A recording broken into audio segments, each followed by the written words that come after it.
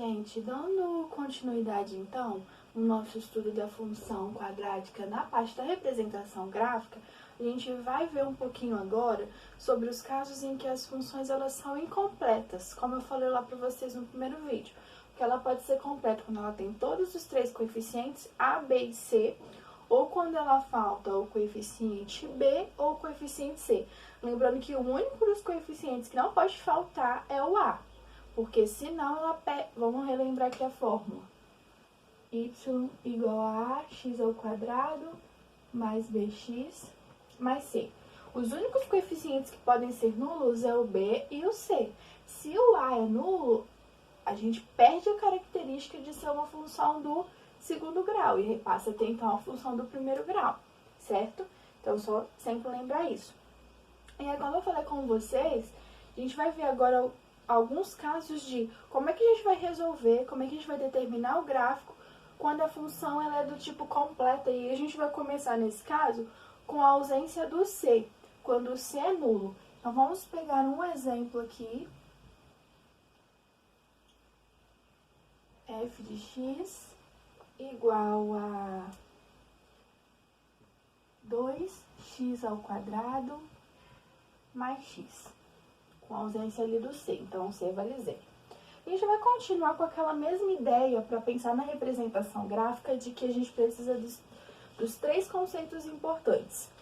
E aí outra coisa que eu queria falar para vocês também, que eu acabei esquecendo no vídeo anterior, que provavelmente vocês devem ter aprendido no ensino médio e vão se lembrar, lembro que até na função afim, quem estava resolvendo dessa forma era o Arthur. Isso, estava resolvendo da mesma forma. De montar a tabelinha x, y e ir jogando valores para x. Geralmente a gente usa -2, -1, 0, 1 e 2 como padrão. E aí substitui na função e encontra os valores para y. Dá certo? Sim, só que isso funciona mais, gente, para o caso da função afim, que é uma reta. Porque como com dois pontos a gente já consegue traçar reta, isso já fica fácil. Só que o que acontece? No caso da função quadrática, vai ter situações, vamos supor assim, que os valores que vocês jogarem aqui, -2, -1, 0, 1 e 2, vamos supor que começo aqui. Para -2, para -1, 0, 1 e 2. De repente, a sua função ela vai ser muito aberta. Então, com esses pontos, você só vai conseguir representar algo desse tipo aqui, olha. Vamos supor que para -2 ela vale 1, para 0 ela vale 2, para 1 ela vale 3, para 2 ela vale 4. Então, você só vai conseguir ter essa ideia dessa curva. Só que aí, o que você vai precisar ter em mente, então?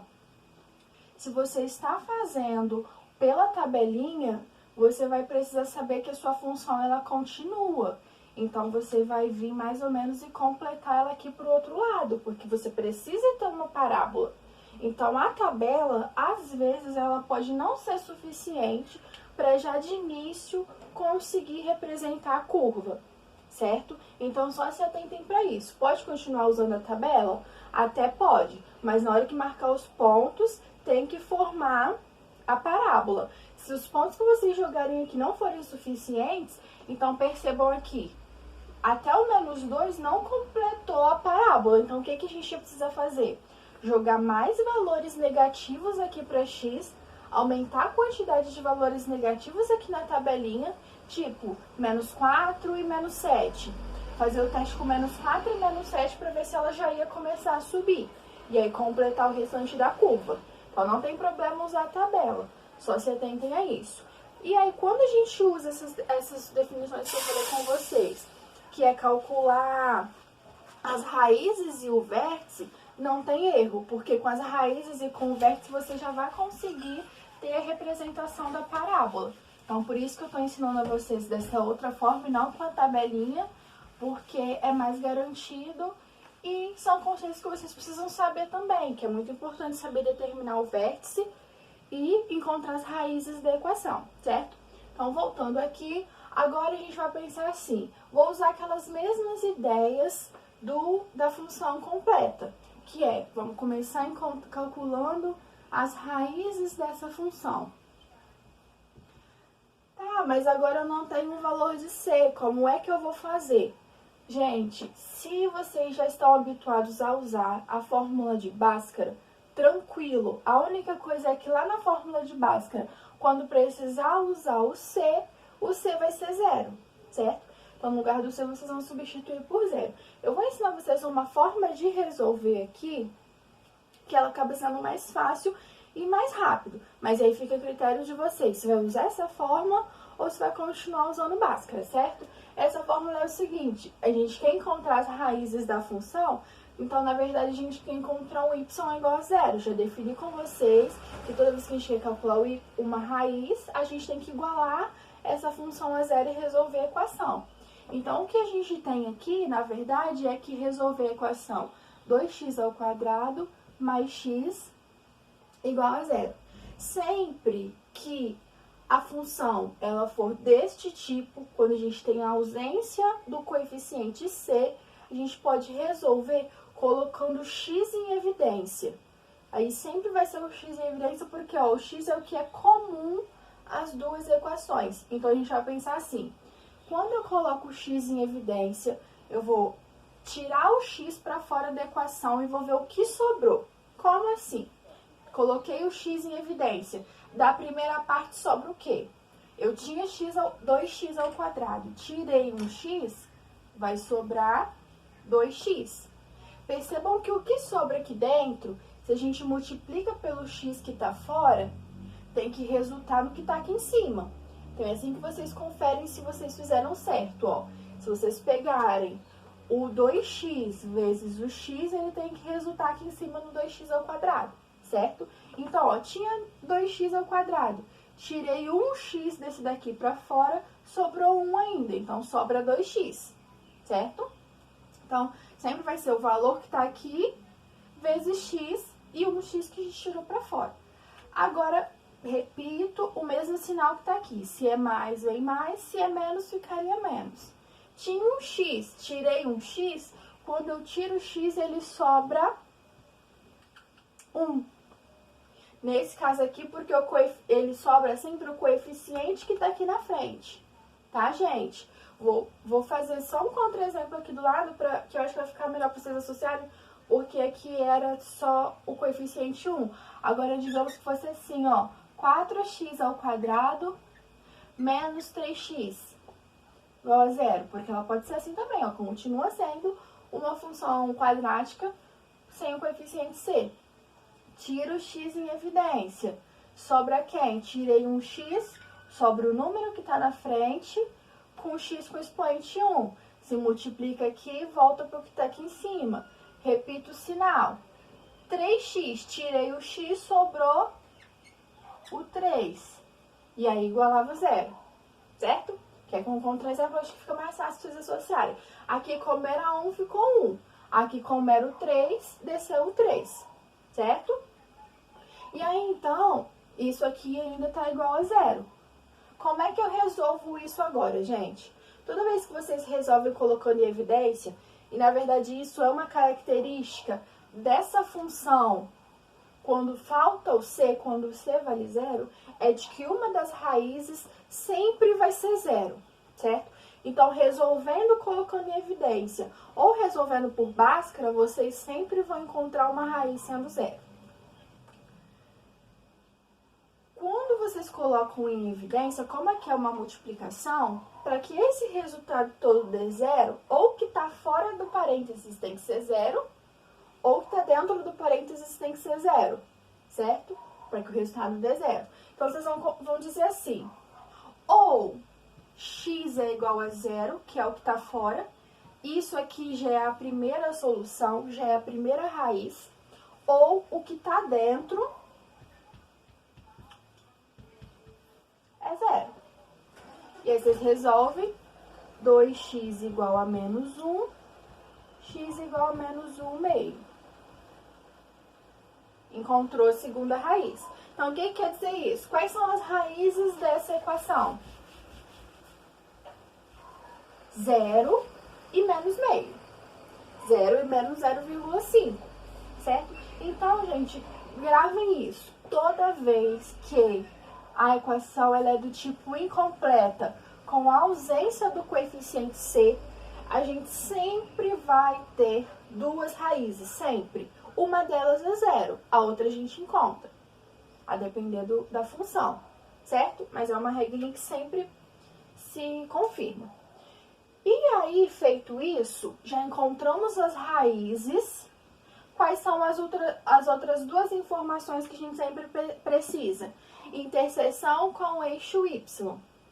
A interseção com o eixo y é o coeficiente c, como eu sempre falo para vocês. Nesse caso aqui, não temos coeficiente c. Isso quer dizer, gente, que a interseção no eixo y vai ser no ponto 0, porque não tem coeficiente c, então o c vale 0, a interseção é no ponto 0, certo? Próximo cálculo, vértice. E aí, aqui para o vértice, a gente acaba tendo que usar as fórmulas que eu já passei para vocês. X do vértice menos b sobre 2a. Quem é o b? O b vale 1, menos b, menos 1. Sobre 2a, quem é o a? 2. 2 vezes 2, 4. Então, já calculamos o x do vértice aqui, menos 1 quarto, que a gente pode resolver a divisão para ficar mais fácil para saber o número que nós vamos jogar no gráfico. Então, a gente vai usar o menos 0,25, certo? O y do vértice, nós vamos usar a fórmula menos delta sobre 4a. Só que o delta nós não calculamos ainda, então a gente vai precisar calcular ele agora. Só que quem é o delta? Com menos aqui na frente. Quem é o delta? B ao quadrado. Quem é o B ao quadrado? 1. 1 ao quadrado, 1. Menos 4 vezes A vezes C. 4 vezes A, 4 vezes 2, 8. O C é 0. Quando multiplicar por 0, vai zerar. Então, naquela fórmula aqui, ó, B ao quadrado menos 4AC, como o C aqui vale 0, vai zerar essa parte. Então, na verdade, nós só vamos ter o B ao quadrado, que é o 1. 1 ao quadrado continua 1. Como tem o menos na fórmula do delta, vai ficar menos 1 ali. Essa fórmula vocês já têm no caderno, né? Porque eu já anotei ela no quadro no vídeo anterior. Então, menos delta sobre 4A. 4 vezes o A, que é 2, 8. Então, tá aqui também o y do vértice, menos 1 sobre 8, que é o dobro daqui, então vai ser a metade daqui.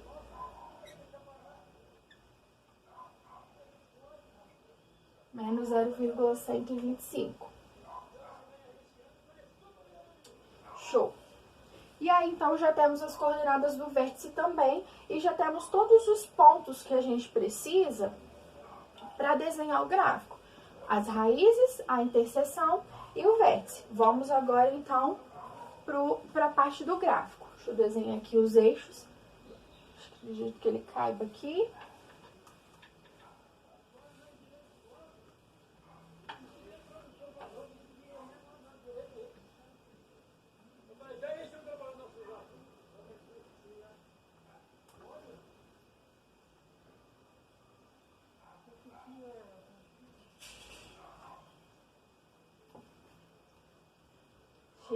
E aí, o que a gente tem que pensar? Quais são os pontos que a gente vai precisar marcar? Ó, no eixo Y, a uma das raízes vai ser 0 e a outra menos 1 sobre 2, certo?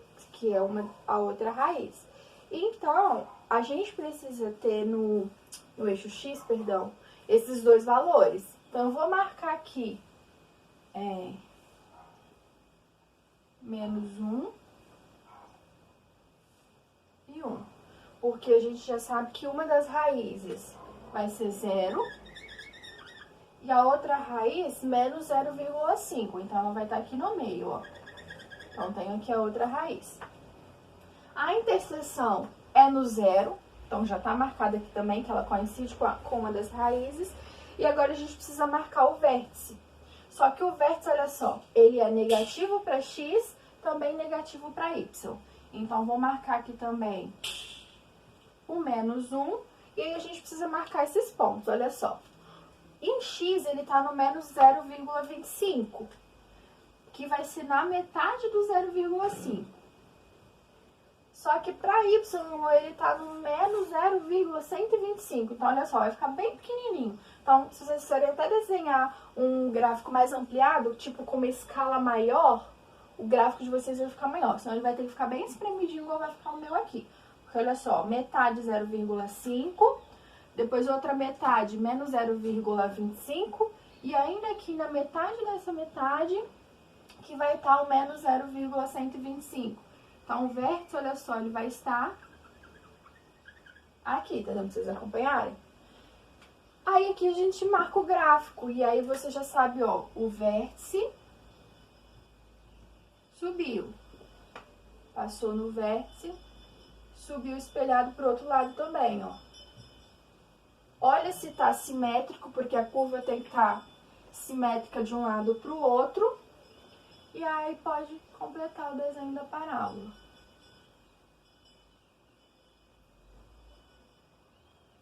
Certo? E aí o gráfico vai ficar dessa forma. Então, olha só. Duas raízes, cortando o eixo x em dois pontos. Tem o vértice e o c que vale 0. Então, vai ter essa característica de sempre que tiver a ausência do c, que o c for nulo, uma das raízes vai ser 0, então o gráfico vai passar no 0. O que vai influenciar é se a concavidade vai ser para cima ou para baixo assim, que aí o vértice ficaria aqui no lado positivo. Só que como aqui a gente tinha um coeficiente A positivo, a concavidade fica voltada para cima, certo? Então, que definições que eu posso pedir para vocês responderem com base nesse gráfico? Quais são as raízes? Então, vocês me responderiam que as raízes, nesse caso, são x igual a 0 e x igual a menos 1/2. Poderia perguntar para vocês também qual é a coordenada do vértice. Percebam, gente, que se eu falo em coordenada, eu estou falando em um ponto. Então, vocês precisam responder no formato de ponto. Então, se eu pergunto assim, qual é a coordenada do vértice? Vocês vão dizer assim, vértice tem coordenada menos 1 sobre 4, ou menos 0,25, e menos 1 sobre 8. Isso é a coordenada do vértice. Então, toda vez que eu falar em coordenada, vocês precisam responder usando a definição de ponto, certo? Que é assim entre parênteses.